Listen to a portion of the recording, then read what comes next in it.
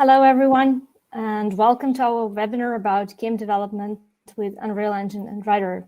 So I don't know if you've been to our previous webinar about Rider for Unity, so let us know in the chat, in the comments, if you were there. So today we're going to talk about Unreal Engine, but this is actually one webinar of a series of game development webinars we are hosting these days. So we already hosted one about Rider for Unity gaming. So it was recorded, so don't worry if you missed that. So the recording will be published, so you can see it in our YouTube channel. So, and ahead there will be one more webinar about Rider flow and scene development in Unity. So you can still register for it using the link. And there are also local webinars in Korean, Chinese, and Japanese if you prefer that to English webinar. So all the recordings will be available after the webinars are over, so don't worry if you missed something. Our speaker today, Matt Ellis, JetBrains Developer Advocate. So hi, Matt. How are you today? Hi, folks. I'm very good, thank you. Nice to be here, and yeah, looking forward to sharing some tips and tricks and introducing people to working with Rider and Unreal.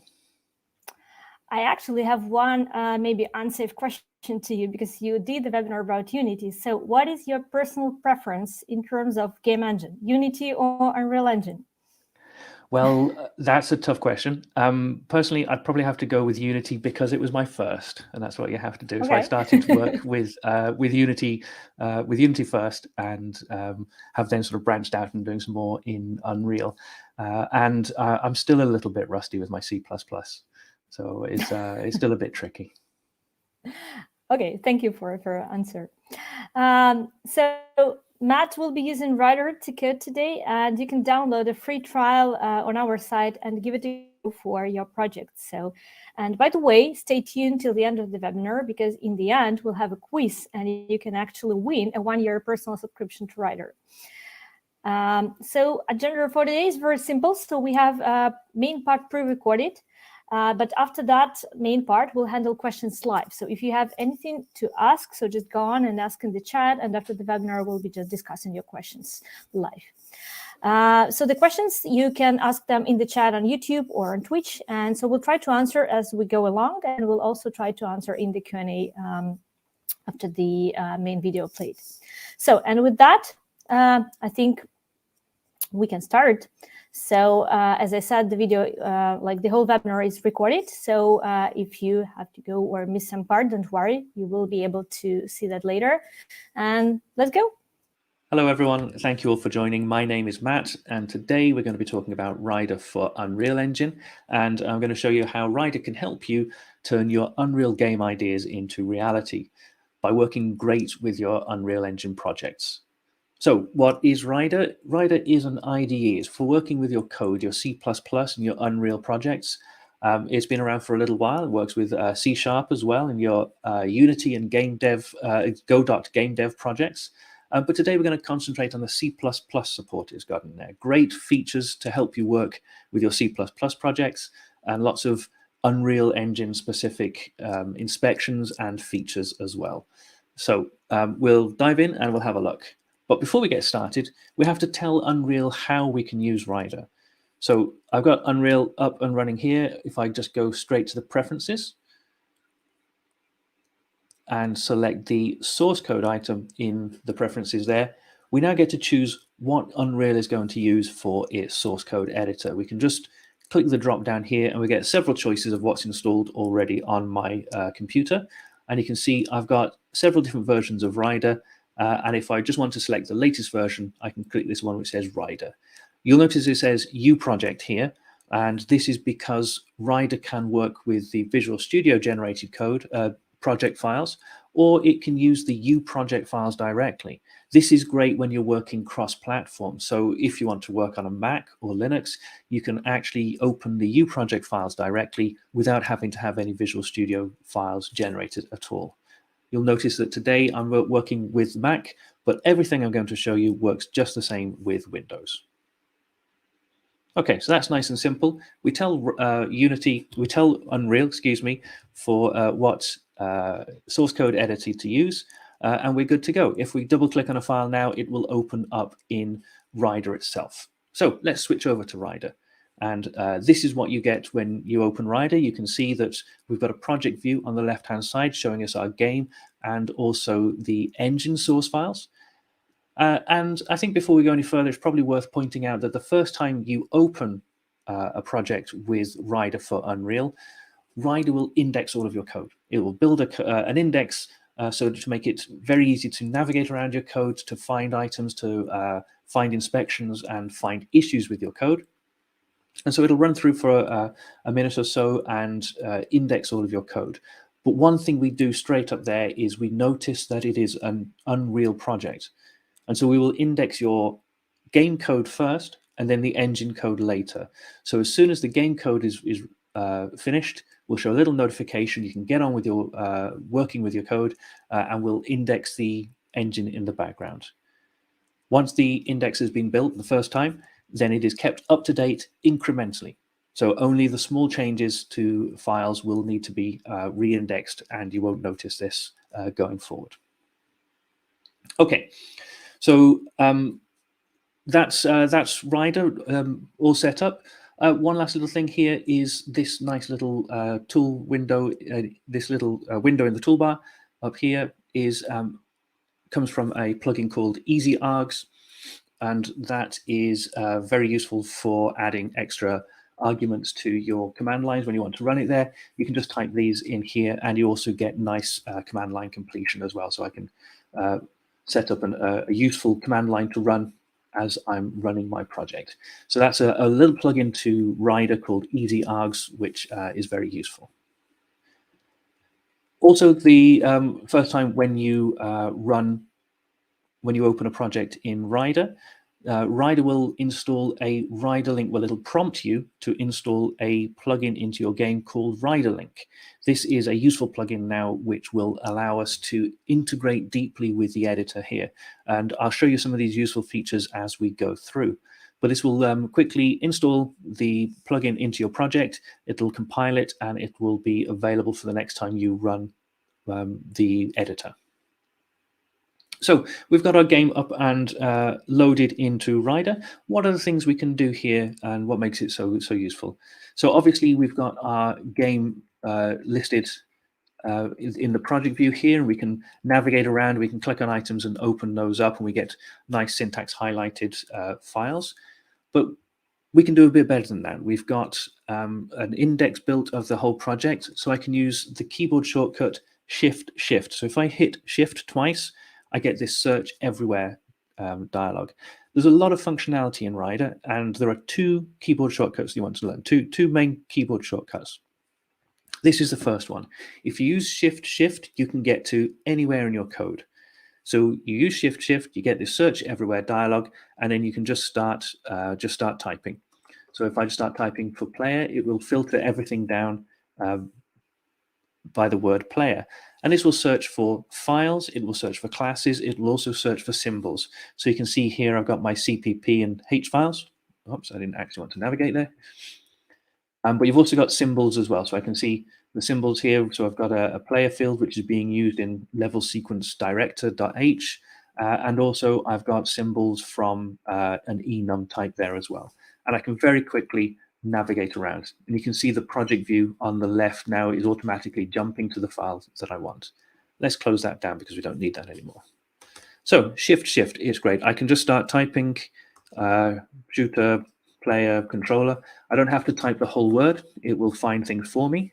And I can just do things by initial letters as well, SPC for shooter, player, controller. I can hit Tab as well, and I can go and search just for classes, or I can search just for files, and also just for symbols. There are a couple of other options here as well. I can search for actions, and this is a great way to help find your way around the IDE. So if you're new and you can't remember where something was in the menus, just use Shift+Shift and use the search for actions.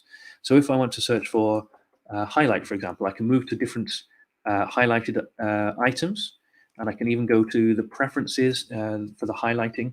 Let's just say if I want to do a rename here, and I can't remember what the keyboard shortcut is for rename, I just type rename there, and there, go to actions, I've got the rename action. It helpfully gives me the keyboard shortcut, and if I select it, then I get the option to rename the item. a great way of trying to find the things that you're looking for. Actions, you can even see that there's options there for refactorings and everything there. I can change these actions in the code.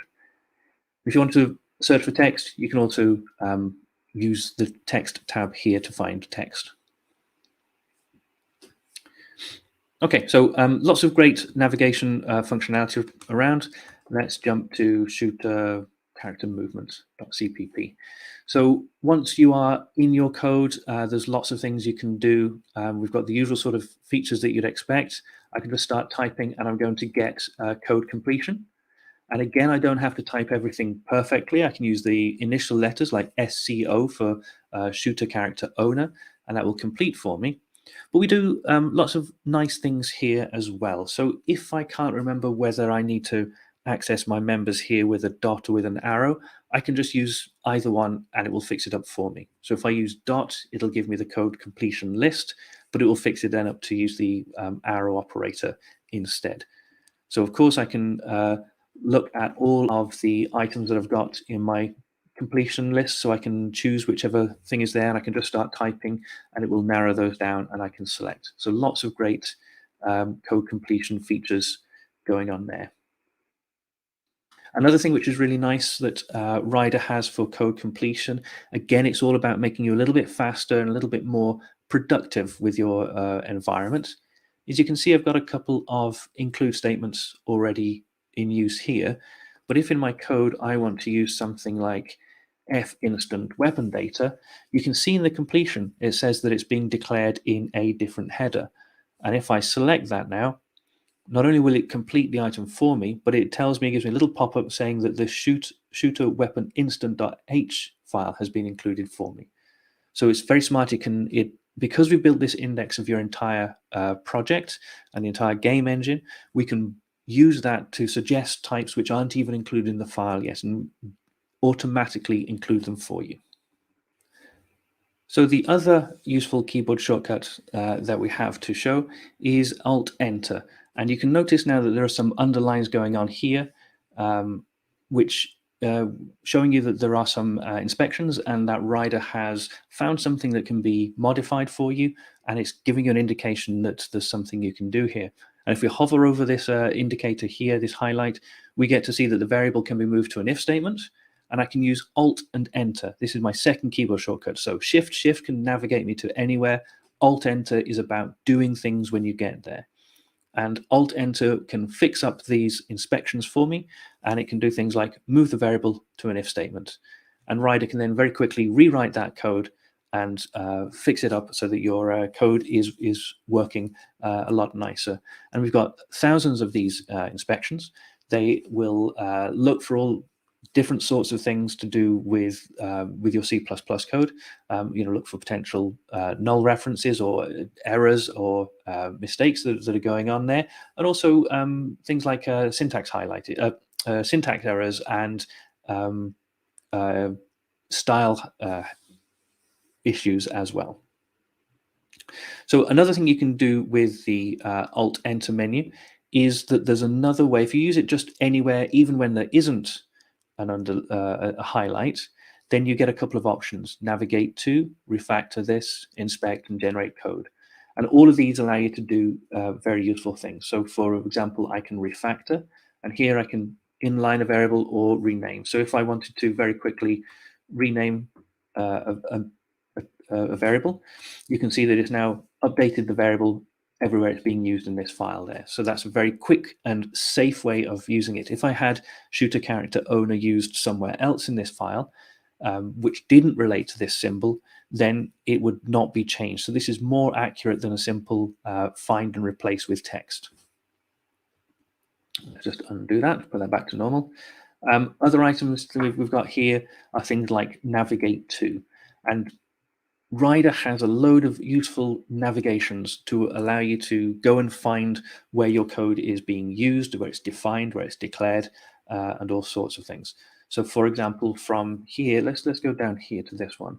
If I go to Alt+Enter and navigate to, the first item is declaration, and that will take me back up to where this variable is being defined. And I can also do a similar sort of thing with Control-click, and that will navigate me to the item as well. I can do that on members, so I can navigate to the is running or to the get running speed modifier, and I can very quickly navigate around and find items.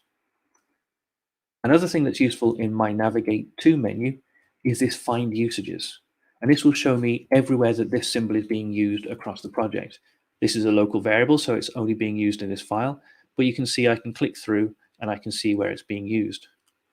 If I do the same on the big class itself, I can go to navigate to and do find usages, and it'll show me that then across the whole file. We can see it's being used in the CPP file here, and we can see actually the types of items as well. There's the types of usage, sorry.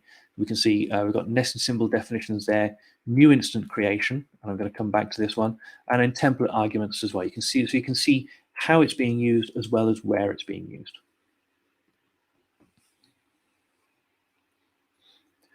Okay, so let's very quickly then that's a very quick look at some of the C++ features that we've got and the standard sort of features that we have with Rider for Unreal.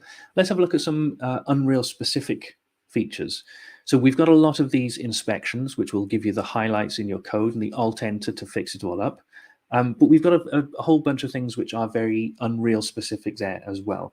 So if I just go over to shooter player state, that's the one, then we can see here now, obviously we are in a an Unreal class. We've got the U class macro defining the reflection macros going on there. And we can see here now this is called a shooter player state. So we know that that is the standard naming convention that we use for Unreal classes, and Rider knows this too. So if I change that to be something like P shooter player class, player state, then we get a warning straight away. We get an error to tell us that this is actually the wrong naming standard. So the name P shooter player state violates Unreal Engine's coding standard rules for actors and will lead to a build error. So it actually tells us the suggested name is to add an A prefix there, and we can actually use the quick fixes to rename to a player state.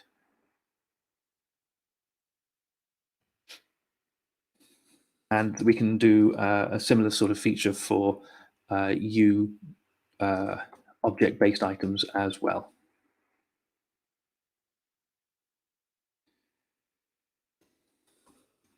Now, if I just jump to another file for reflection macros, I've got a whole lot of demos here then. This is the way that Rider understands the reflection macros that are being used all over the place for Unreal's blueprint support.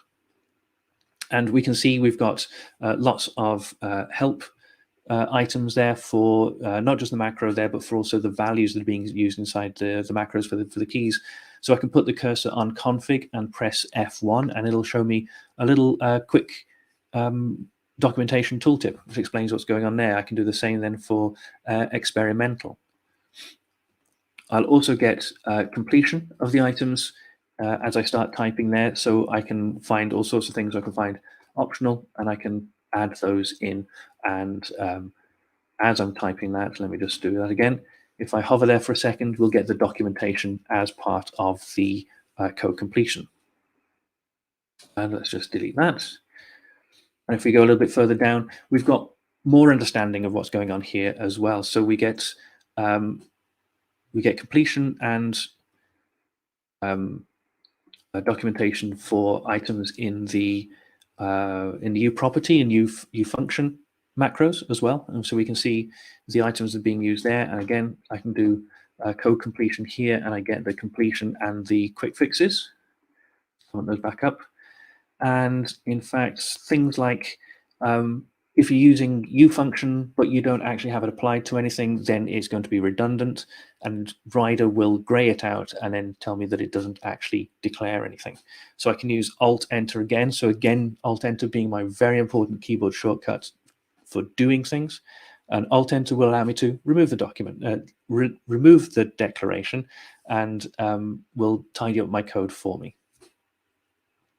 We have plenty more interesting inspections there as well.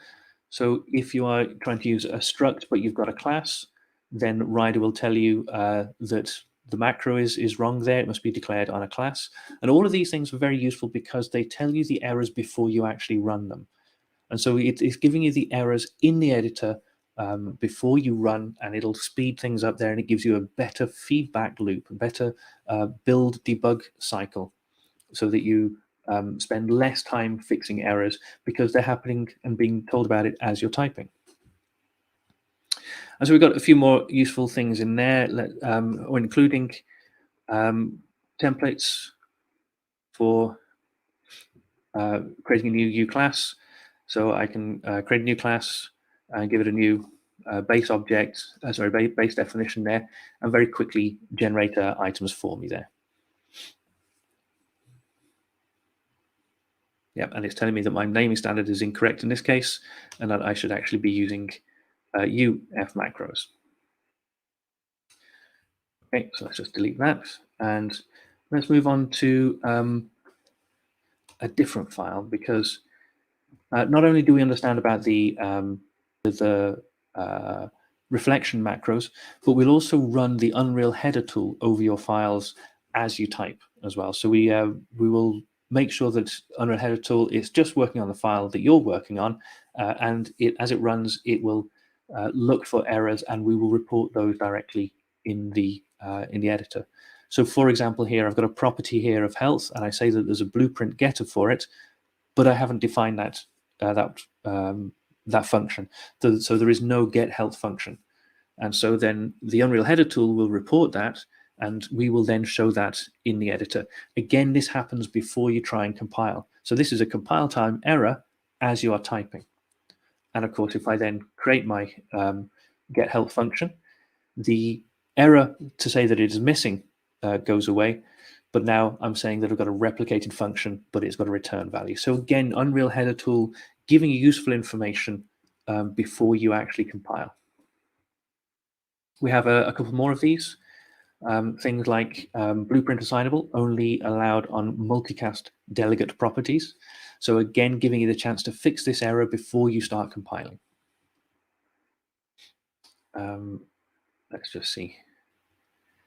Yes, and things like using an invalid enum type for, an invalid base type for an enum.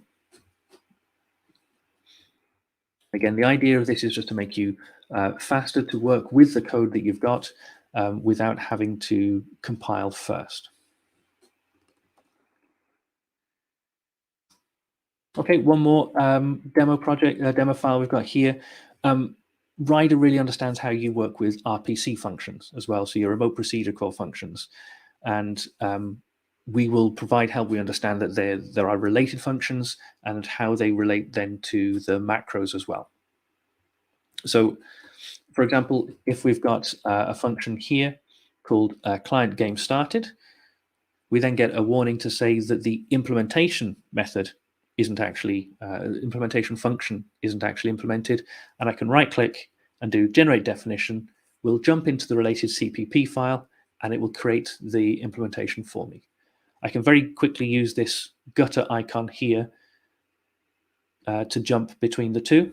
I can do the same with Alt+Enter. Again, Alt+Enter is my action shortcut, and I can very quickly jump between the two.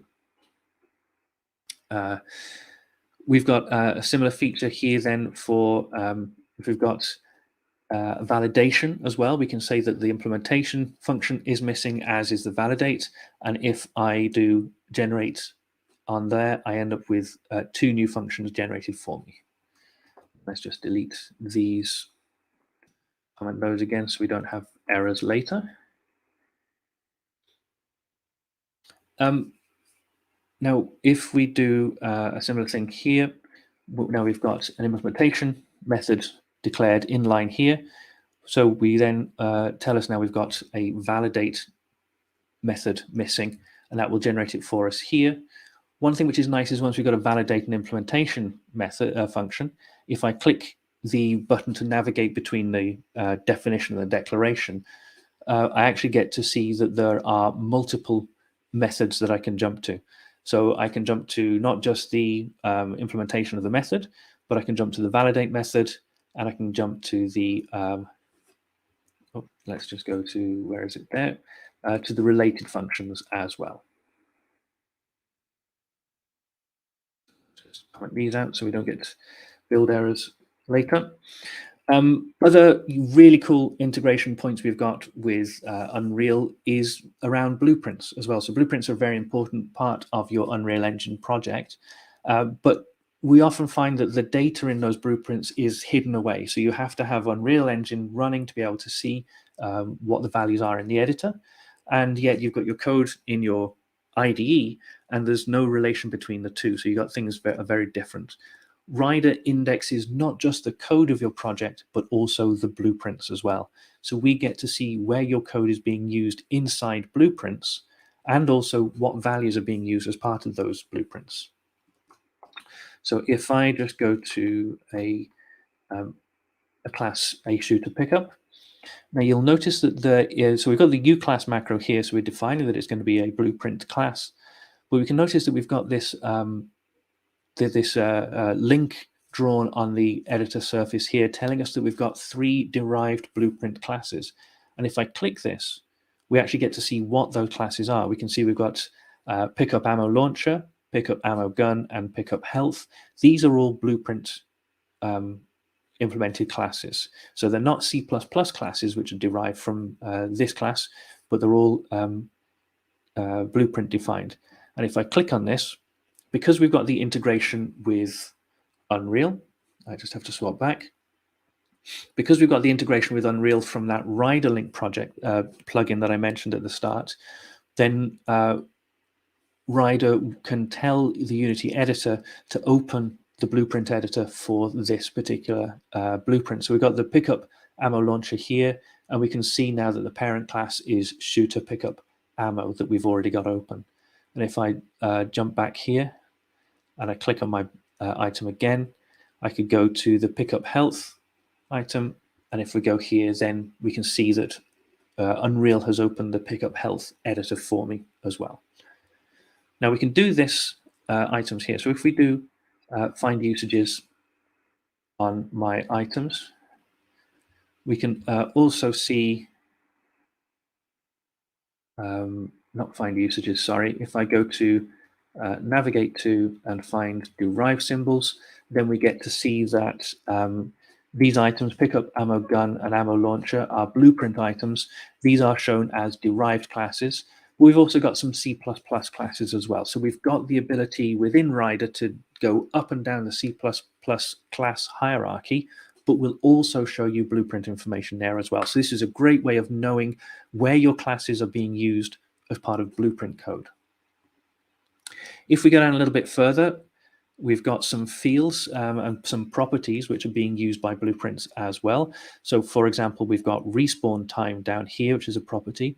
And you can see we've got another link written here. We can see that it's being used in assets and in blueprints. And if we click it, we actually get to see what the values are. And we get to see that the value are being set in 2 different blueprints here.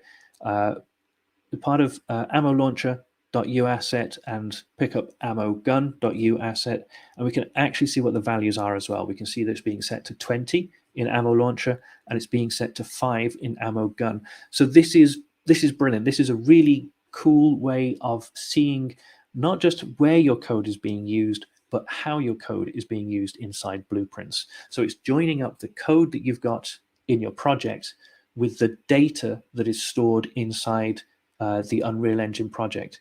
And so I know now that this respawn time is expected to be between 5 and 20 there, and I can use that in my code, and I can say, well, okay, I'm not going to have a longer respawn time, I'm going to have a shorter respawn time.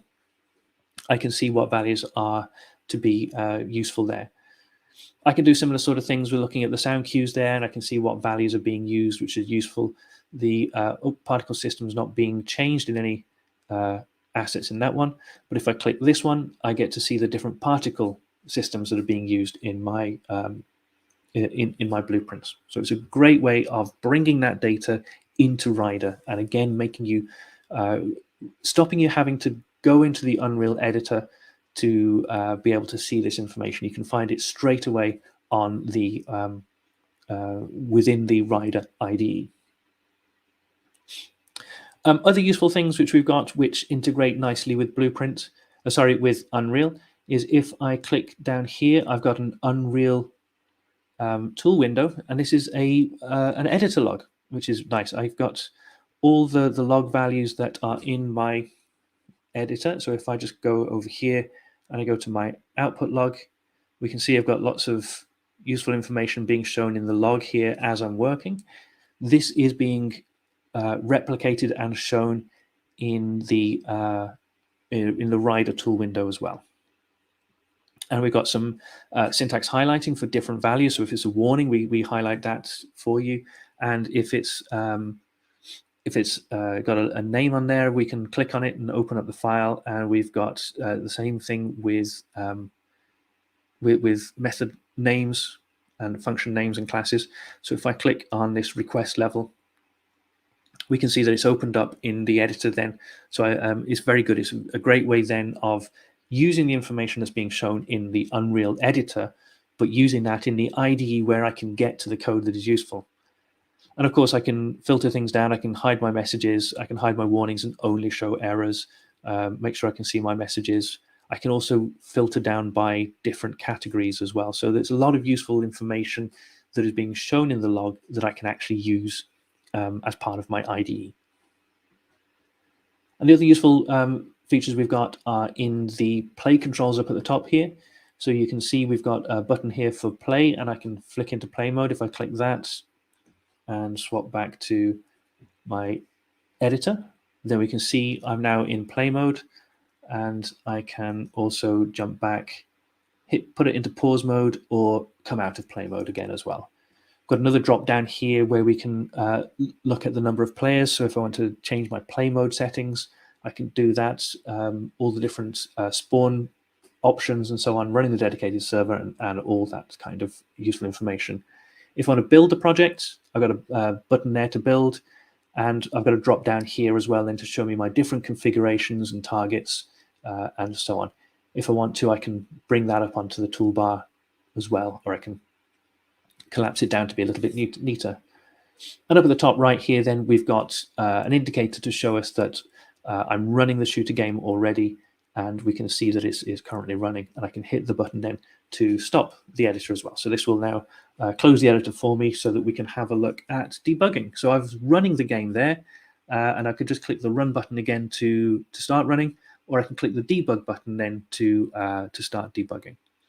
This will now, obviously I've made some changes to the code, so it's going to have to just quickly recompile, and it will make sure everything's up to date and recompile and relaunch the editor in debug mode.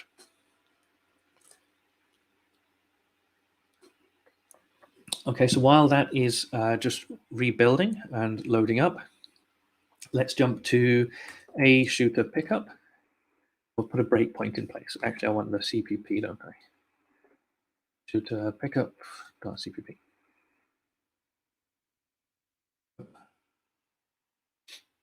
Best. A shooter pickup is shooter pickup. There we go. So if we go to shooter pickup.cpp and I go to, what's the method, on start fire. There it is. Oh no, it's taking me to the header file. So again, I can just click the useful navigate button to jump me to the other one. And if I click in the gutter icon there, I can put us into, I can add a breakpoint, and we should be ready to hit a breakpoint as soon as the build completes, which is taking a minute. Okay, so that took a moment, but now we have launched the editor again in debug mode, and as that starts up, we will get to see the output from the console log. There it goes, and we should see, there we go, splash screen. All starts to load up. Hopefully just take a moment. Okay, and now we are in the editor as before, and we can now click to go into play mode. There we go. Let's launch the game in play mode, And I've got a breakpoint then in on start fire. And so if I click the mouse button to fire the weapon there, we immediately hit the breakpoint, and we are now in the debugger. We're back in the editor. I can navigate up and down the call stack as you'd expect. We'll see the disassembly for classes that don't have debug information. If I navigate here, I can go and see code that I do have the debug information for. I can navigate back to my original breakpoint, and I can do just usual expected debugger features there. I can hover over an item there and expand this, and we can see useful information there. So if I expand the player controller, we can see useful information. We can see the rotation speed, for example, which is set there. If I tell you what, let's have a look at this. If I open that out in my expressions window, down the bottom here, we can see we've got a weapon attach point, we've got an F name, and of course then the debugger will correctly expand that. We've got a T array with 2 items in, and we can see the values that are being used in there as well. So we've got the debugger, which understands how to format the Unreal specific classes and work with those there. We can evaluate items as well. So if I do my PC dot, and you see I type in a dot there, but the code will automatically fix those up for me to use the arrow. So again, we've still got the smart editor going on there. And if I select that, we can see then that the value is set to 0 for us there. So I can do that. If I start typing here, I can go and find, there it is, health. My health is currently set to 50. I can right click, use the set value item. If I knock that down to 1, it's been updated in the code there, and I can just click resume. And that will then jump back to there, and we can see now that my player in the top there, he's showing red because his health has dropped down to 1. So it updates the values in memory and starts running again. Right, let's just stop the editor running there. And the last couple of things that I want to show are really quite useful. We've got some unit tests support as well. So if you've got any unit tests in your project there using the Unreal Automation Framework, we will automatically find those and navigate to allow, display them and allow working with them. We should just be able to click play, and it will run those tests for us in the IDE itself and show us those results. So that's just launching the editor again to be able to run the tests. So let's pop back to the test window. We can see that they're running there with they're busy, and we've got some green lights already there as well. And so we'll just run through those tests, run them for us. If there are any errors, we'll see a call stack. We can click the call stack and we can navigate around. Rider also has support for shader files as well. So if we go to screen pixel shader.usf, we can see we've got syntax highlighting there. We've got a similar sort of functionality for control-click navigation. I can control-click inputs or the output color there and navigate around. I can also use my Alt+Enter to refactor and use a name to change the name of the item there, and it will update those features. I can also use control-click on things like the include files. So I can go to my header files there, and I can see the header files that are included as part of the platform. In fact, if I click through, I can just kind of keep on going and look at all the files that are necessary for the platform. So then the last thing to do, let's just close some of these windows down. I think I want to show you is talk a little bit about the project model. So I mentioned earlier that we're using the uproject model here. So on a Mac, I'm not using my Visual Studio generated files there. We're loading the .uproject files directly. But of course, the information for all these are tied up with C# files as well. And because Rider is a C# IDE as well as a C++ IDE, we can provide functionality for C# files as well. So we've got module rules being set up here. We've got normal sort of features. I can start typing, I get code completion. I get code completion for the target value there. I can use this, and I get my usual sort of code completion and navigation that you'd expect there. We've also got a couple of other useful features here as well. So if I'm using modules here, we actually provide code completion for those modules as well. So I can use my, excuse me, we can use code completion then to find these navigations. Let me just add a comma there. And we can also sort of control click then and navigate to where these modules are defined as well. So we get to see not just automatic code completion for the modules, but validation for them as well. So if I type in an unknown module there, we get a warning there to say that unknown is not a name of any module there. So we've got validation, code completion, and navigation all on your module names. And so that really brings me to the end of all the things that I want to show you with Rider for Unreal today. I hope you can see that there's a lot of functionality there, a lot of useful features which are designed to make you more productive, designed to make you to bring information into the code editor so that you don't have to compile, excuse me, so that you don't have to compile, you don't have to build before you get to see the problems that are in your code there. We'll find the problems quickly, and we use Alt+Enter to very quickly rewrite that code and navigate around. So please download Rider, give it a go with your project today, and let us know how you get on. Thank you for watching.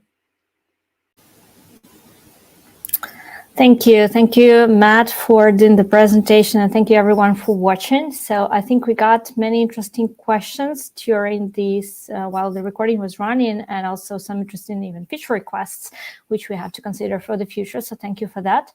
So before I go into Q&A, let me share just a piece of useful information here. So you can find more information about Rider on our website. There is like jetbrains.com/Rider, and also the specific page for Rider for Unreal Engine listed here.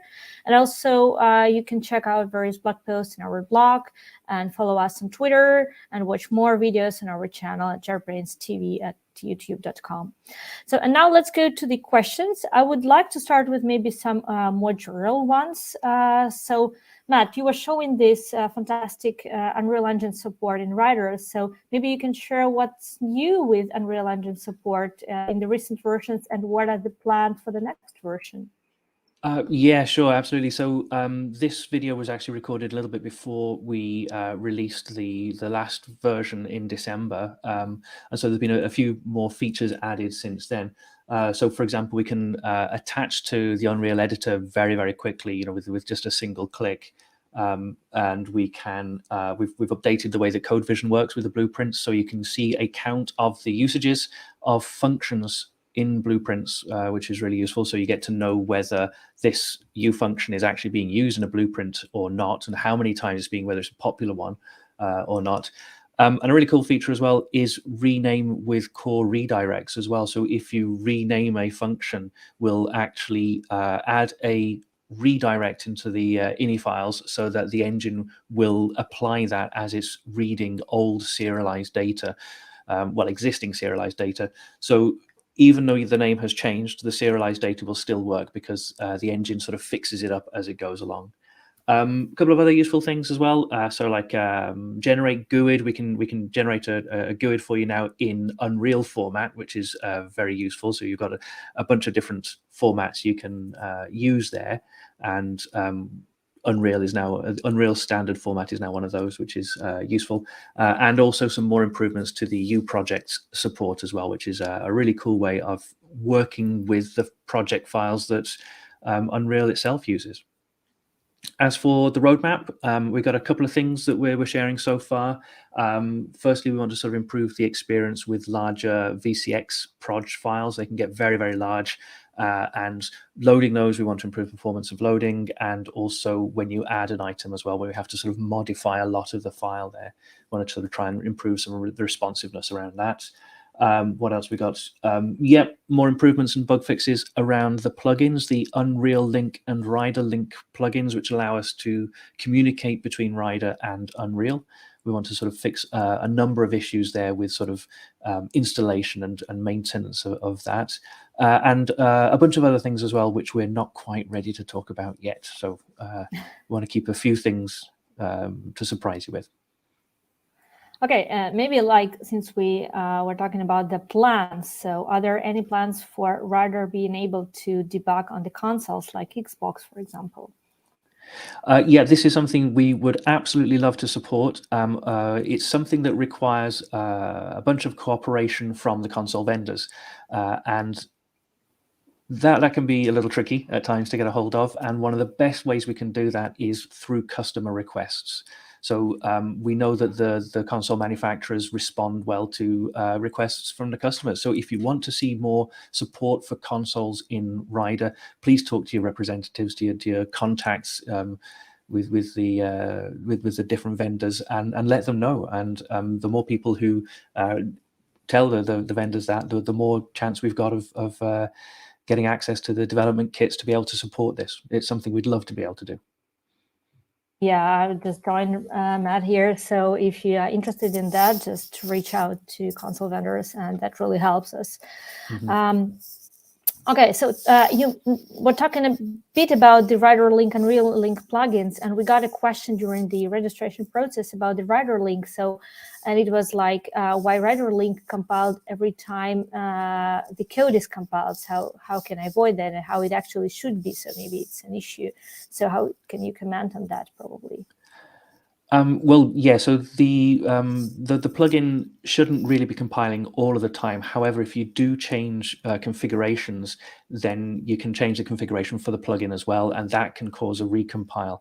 And so, under certain circumstances, you'll get a recompile, but it shouldn't be every time. So, if you're seeing that a lot, please reach out to us, give us some details, and we can look into it and see what's going on. As I say, we want to work on improving the way that the plugins work in the next release. So please give us more details.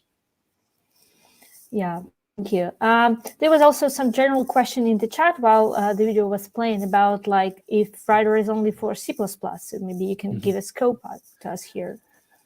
Yeah, absolutely. No, Rider is it supports a lot of languages, to be honest. It's C++, C#, F#, web tooling, and a whole load of things. So we can, you can use Rider for like a .NET web development, sort of an enterprise style web development. You can use it for web tooling with HTML and CSS. You can use it for F# and that, and you can also use it for things like Unity. Of course, we've been talking about Unity in this series of webinars, and we've got great support with C# and Unity there, and of course C++ for Unreal. And one of the nice things about having this is that we can use Rider as a game dev IDE. We've also got a plugin for Godot as well, so you can actually target Unreal, Unity, and Godot development with the same IDE and have the same features. And with Unreal being C++ and using Rider, the C# files which Unreal uses as part of its build system, we get support for that as well. So we get syntax highlighting and specific inspections and code completion, as we saw in the video there, which is a really useful way of working with your build files. Okay, thank you, Matt. So maybe the last general question before we get into some more specific ones would be about the Unreal Engine version. So which versions does Rider support, if it supports like Unreal Engine 5? Yep, absolutely. So yeah, we try to work with all the engines that we can, and so we will support you with Unreal Engine 4, Unreal Engine 5, and I think we've got support for 5.1 as well. So yeah, you should be absolutely fine with the versions that you're using. Mm-hmm. Okay, thank you. So now let's dive more into some questions about the debug. So the question from the chat, how would I debug a development build of my game? I had issues setting it up with Rider since the small amount of online tutorials on the topic are only for Visual Studio. So maybe you can give some tips here or maybe demo something, I don't know. Yeah, I was going to say, let me just share my screen then. And there we go, we're on the screen. So like we saw in the video there, I can show a couple of things with this. First things first, you can see that the Rider looks a little bit different here. It's got a dark theme. It is. I tend to use light. I know everybody asks if we've got a dark theme. We always do. I much prefer using a light theme, well, demoing, because the contrast is usually better. But everybody asks, so yes, we've got a dark theme, and we've got a new UI as well. So the last release back in December introduced a preview of a new UI we're working on, sort of cleaning things up a little bit, refreshing. Everything's still there as you would expect. We've got our tool windows on the side. You can toggle through those. It's just a slightly different way of working with that. The top toolbar is a little cleaner now, and a little. We've removed some of the buttons that weren't being used very much. But on the whole, things are as you remember them. You know, we've got the terminal. We've got the tool windows. Sorry, the version control tool windows, and everything's just given a bit of a nicer look and feel. One of the things I want to show, though, with debugging is, as I mentioned before, the last release we had this attached to Unreal Editor. Now I've got the editor running already behind there, and we could use the normal way of attaching to a process to find the Unreal Editor in there. We've made that easier. We've just added a new action in this drop down here from the main toolbar, attached to Unreal Editor, and then we just can connect to that. We will automatically find it for you. We'll connect if my machine wants to play ball, and we will attach the debugger. We'll break in a second there, or is it already running? No, we're still thinking about it. Yeah, that's what happens when you're trying to stream your screen and do Unreal at the same time. There you are, it's attached. It took a moment. And if I jump back to, where is it? It's the shooter character. I've got my play button there. Once you're connected, it should be fairly straightforward to debug. You can add a breakpoint just by clicking in the gutter here, and you can add those and remove them again nice and easily. And you can right-click on those there, and you can work with the debugger and make changes to your breakpoints, which is quite useful. You can disable them. So if you want to just ignore your breakpoints for a minute, you can enable or disable them by right-clicking. And you can also add a condition here as well. So if we were down here, for example, we could do a breakpoint. We could do a condition of is running and call that. And if that returns true, then it'll hit the breakpoint. So every time it hits the breakpoint, it'll evaluate that. If it's true, it will break. Otherwise, it'll carry on. So there's a lot of interesting extra stuff you can do. In fact, we could open that up, and you can see that there's more options. Again, you can log messages out when you hit a breakpoint. You can evaluate an expression and log that out. So you don't have to add in print statements and recompile and restart or anything. You can add these breakpoints to do that.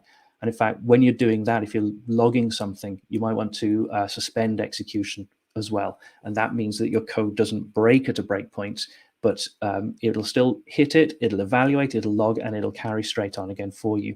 So you can use that as a way of doing your print-based debugging, but without having to modify your code, without having to restart. It's very good. You've even got an option to have dependent breakpoints as well. So I can say, don't stop at this breakpoint until another breakpoint has happened, which is a useful way of chaining events. So if I'm updating something very frequently, I can say, well, don't do this until I've been hit 3 times, or I've gone through this door, or something like that. So there's a lot of functionality there. I can do that. Let's just put that back to how it was. And then if I start that off, and I should be able to hit play, and it jumps straight back into the debugger there. And then I can examine my items here. It'll collect the data. It'll show me the values. It'll show me like I've got an array of 2 items here, and I can see what those values are and work with those there as well. Do you think that covers? Yeah, I think it covers. Hopefully, yeah, hopefully. There is like related question about the hot reload. So what's the best way to deal with hot reloading of types in editor? So do you know anything about it? I'm not sure I can actually give much advice on that one, unfortunately. I can, let me just stop that because I've got music playing in my ears. There. Hot reloader, I don't have much advice for, unfortunately. Yeah, so there is like an advice from one of our like developers that it's better to use, and it's recommended to use the live coding. So you probably can do that for Unreal. Okay, let's move on. So there was a question about the navigation. I'm not sure, maybe you've covered that during the video for the person who asked, but let's just reiterate. So how do I navigate to where some Unreal Engine constants are defined? Right, that's just the same as navigating to your own items there. You can just simply control-click and navigate. So I should be able to control-click. Oh, I don't know, one of those, sorry. I'm just trying to find something. A actor, for example, that's going to take me to engine code. And we index the engine as well as indexing your own code as well. So we can navigate to the symbols defined by the engine, just the same as if it was your own code. You can control-click and go to definition. We can use the shortcut for find usages, and that will run off and go and find me a whole load of usages. In fact, that's probably a bad example to go searching for. We've got loads of them. So let's cancel that one.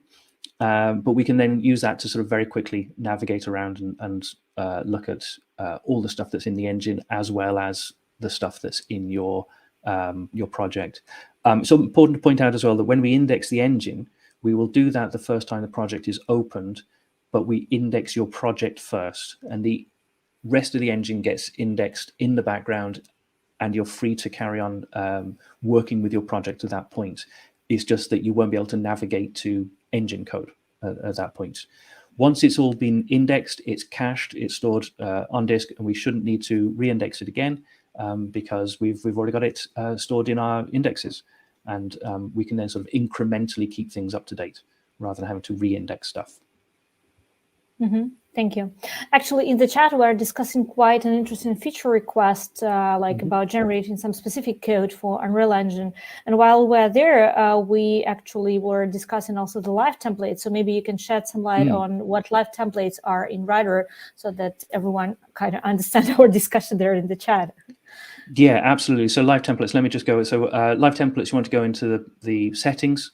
And if we go under editor, we've got one of the items in here. There's lots of things in the settings there. One of the items we've got here is live templates. And what this is the ability to type a little, a simple word, and then it expands out into a whole bunch of code for you there. So for example, we've got a uClass live template here. You start typing uClass, and it will generate this code for you. It'll generate a class with a sort of a placeholder for a name for the base, and it'll generate that code for you. Same with things like ustruct and enum, even for just sort of normal stuff, and for, and you can add your own here as well. So if I just jump back to, let's go up to here and there. If I start typing here now, if I just start typing uClass, you can see now that my code completion has got it's got the uClass type there, but it's also got this template here. And if I hit that, it's going to expand it out into some code for me there. And now I can just start typing my new thing. Did decide on a base. Let's go with a actor again, and then I've put into the public slot there, so I can just start typing and start adding things as well.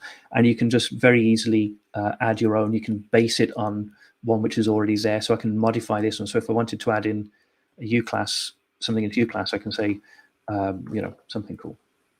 If I save that, and if I just do this again, let's delete that. When I expand it this time, it's included my comment that I've just added there. So live templates are a very powerful way of adding snippets of code which can expand. They can provide extra functionality, such as providing a space to type the name, a space to type the base class, and so on.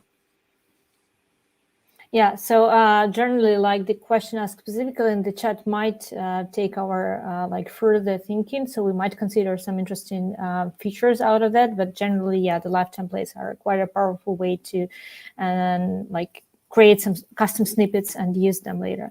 Okay, so there was also a question regarding the code quality. So maybe quite a general one, but still. So how can we improve the quality of the games we develop?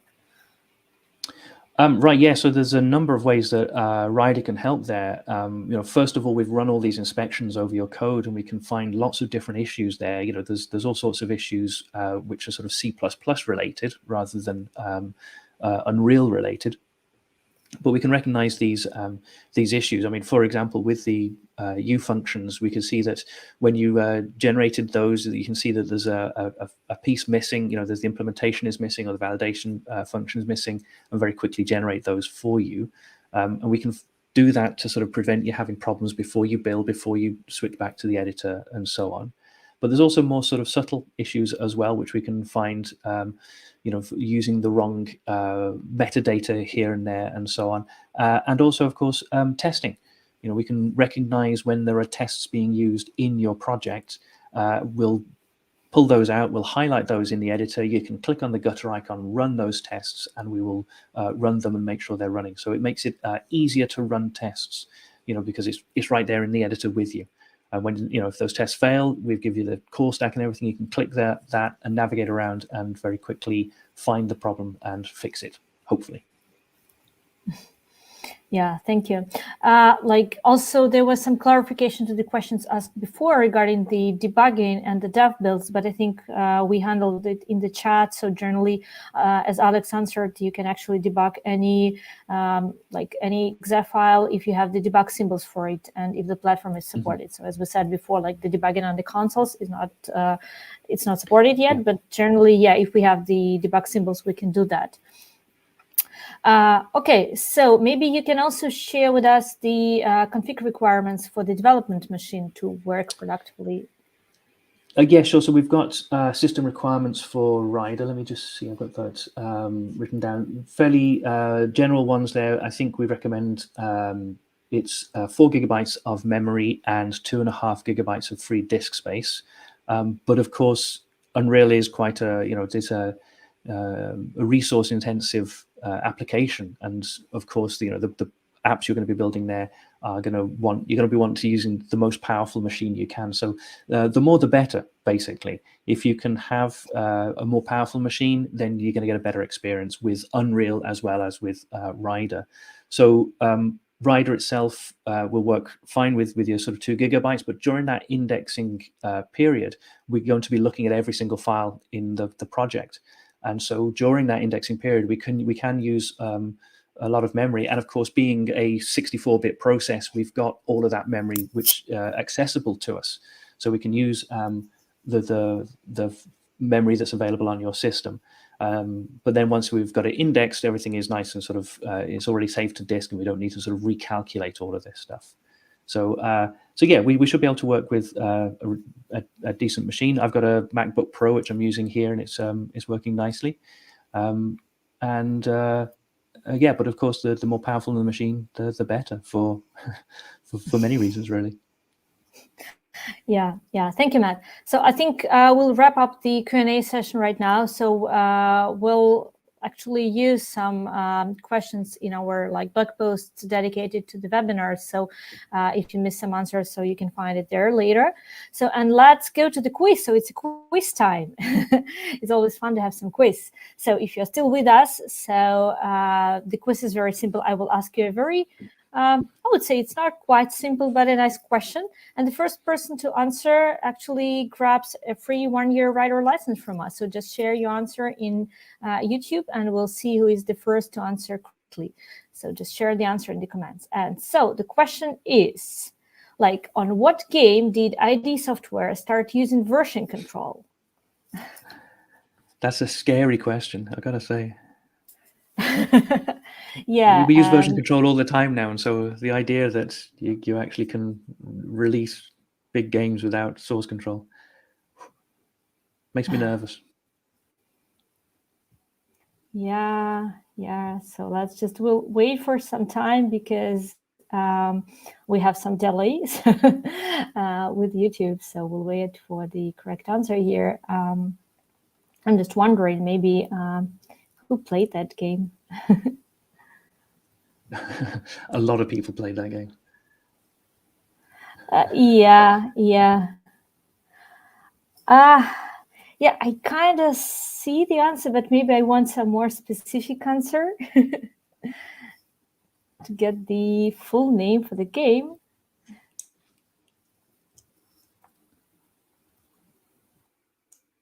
If we don't get it in a couple of minutes, I will just count the general answer. Yeah, we're close, but not there yet. Yeah. So maybe you can think about the more specific game name. So I see some answers that are close. Unreal Tournament, I like that answer, but believe me, it's not correct.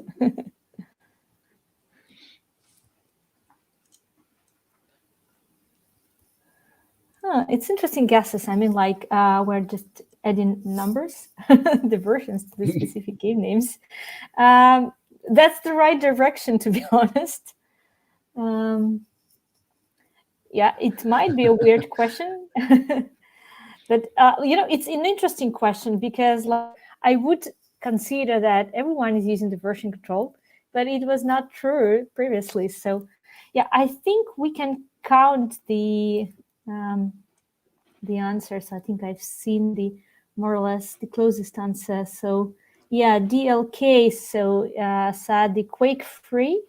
And I think that was the first answer like that. And yeah, the correct answer. So ta-da! So it's Quake free arena.